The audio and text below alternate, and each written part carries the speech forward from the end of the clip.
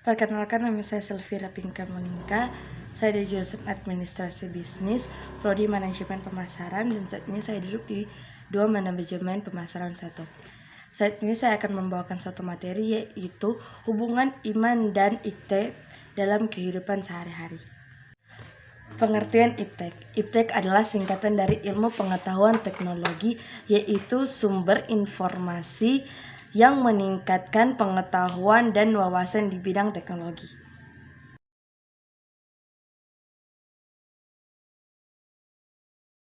Hubungan iptek dengan iman Kristen, yaitu yang pertama adalah manusia harus mensyukuri berkat dan karunia yang diberikan Tuhan untuk berakal budi dan berpikir rasional untuk meningkatkan ilmu dan pengetahuan teknologi agar supaya bisa berkembang. Ilmu tidak bisa berkembang tanpa kontrol atau kriteria kinerja dari manusia untuk menyelamatkan manusia dan dunia ini, yakni demikianlah pula Allah untuk dimuliakan. Kedua, hubungan teknologi dan iman Kristen adalah manusia harus mensyukuri berkat yang diberikan Tuhan atau syukur kepada Tuhan yang secara positif diterima, karena melalui Allah menyatakan kasih dan kemurahannya manusia melalui teknologi sekarang ini. Karena itu harus dikritis dan ada upaya untuk meminimalkan dampak negatifnya. Teknologi tidak perlu dieluk-elukan sebagai liberator, karena Tuhanlah sang liberator sesungguhnya. Yang ketiga adalah seni. Seni adalah karunia Tuhan dalam kehidupan kita setiap hari. Jadi kita harus mensyukuri keindahannya.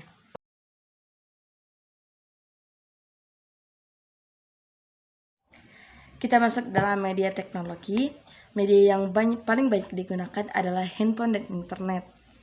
Dampak positif dari handphone adalah kita bisa merenungkan, kita bisa mencari tentang pendidikan agama di dalamnya, mencari search di Google untuk melihat dan mencari tentang hubungan iman kita kepada Tuhan, bisa melihat khotbah, bisa melihat firman yang diberikan melalui teknologi, karena biasanya orang yang beribadah hanya melihat dari teknologi internet atau handphone seperti YouTube untuk melihat ibadah-ibadah secara online, bisa melihat tentang firman Tuhan secara online, bisa beribadah secara online. Kita juga menggunakan handphone untuk melihat kegiatan yang di dalamnya seperti seni.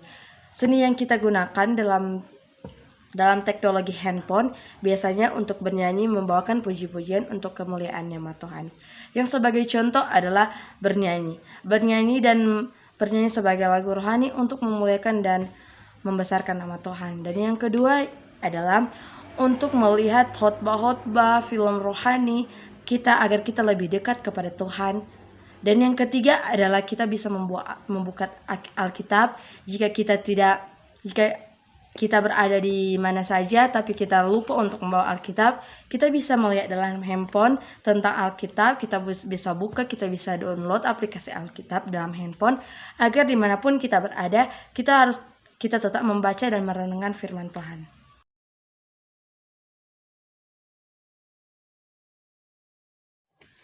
Kita masuk dalam dampak negatif dari iptek atau teknologi handphone yang dalam kehidupan setiap hari. Kita bisa ketahui bersama bahwa handphone dan internet bukan saja mengakses dalam kegiatan dari Indonesia. Internet juga bisa mengakses semua yang berada di dunia, menerima info-info yang berada di dunia luar selain Indonesia. Dampak negatifnya buat handphone bagi kehidupan kita setiap hari adalah yang pertama, kita tidak bisa belajar firman Tuhan karena hanya membuat akses media sosial yang kita perlukan saja. Misalnya, kita datang ke gereja membawa handphone tanpa membawa Alkitab, karena kita sudah terbiasa dengan membawa handphone daripada Alkitab untuk pergi ke gereja. Dan yang kedua, di dalam gereja kita tidak mendengarkan firman Tuhan yang dihotbahkan oleh pendeta-pendeta, tapi kita hanya memfokuskan untuk bermain handphone, untuk melihat media-media misalnya Facebook, WhatsApp, atau YouTube, atau akses internet yang tidak diharuskan untuk dibuka oleh umuran-umuran mahasiswa saat ini.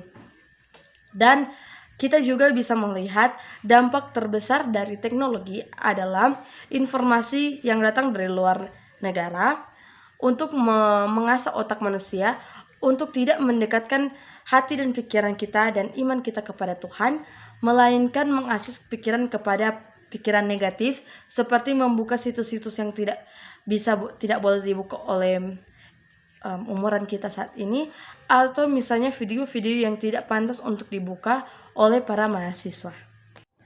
Bukan hanya itu saja, pengaruh handphone dan internet juga bisa membuat kita jatuh ke dalam dosa.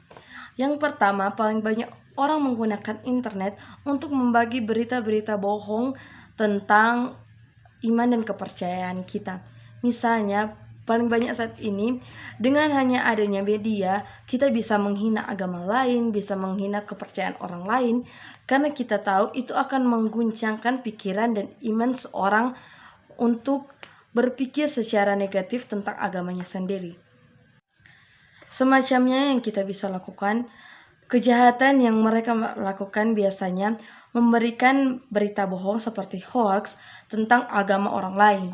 Misalnya, kita agama di golongan A menghina golongan B dengan cara menghina atau menfitnah agama tersebut, sehingga kita bisa jatuh ke dalam dosa. Yang berikutnya adalah biasanya orang mempekerjakan orang dengan kerja yang tidak halal untuk memenuhi kebutuhan.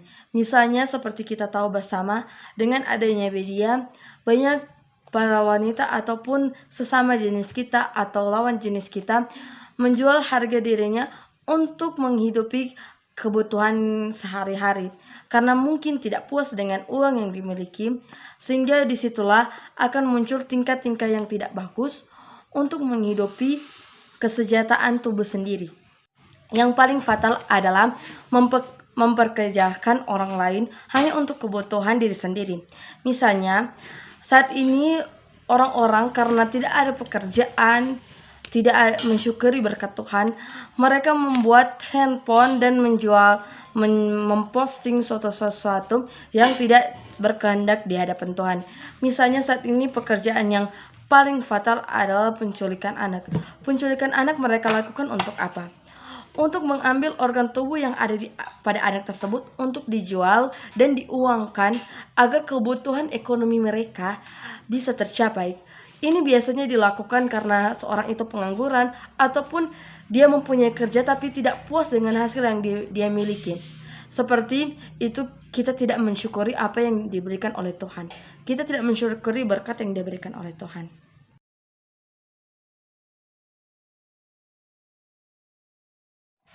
Untuk itu, kita harus mengambil dampak-dampak positif dari teknologi internet yang ada saat ini, mensyukuri berkat yang diberikan Tuhan, selalu berdoa dan bekerja dalam melakukan sesuatu. Karena dalam Ibrani 11 ayat 1 mengatakan, iman adalah dasar dari segala sesuatu yang kita harapkan dan bukti dari segala sesuatu yang kita inginkan. Jangan lupa untuk berdoa dan mengucap syukur atas berkat yang diberikan Tuhan. Dan jangan lupa menggunakan teknologi sebagai informasi yang sangat berguna bagi masyarakat Indonesia, bagi kita semua.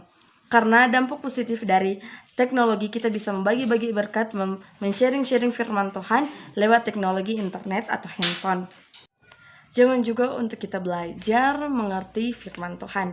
Dengan pengetahuan teknologi saat ini, kita bisa membuat atau merancangkan suatu kegiatan rohani untuk menyampaikan kepada orang-orang kegiatan rohani yang kita lakukan, seperti merekam video, membawakan puji-pujian buat Tuhan, dan juga mengkhotbah atau men-sharing firman Tuhan atau kehidupan rohani kita untuk dibagikan kepada orang-orang.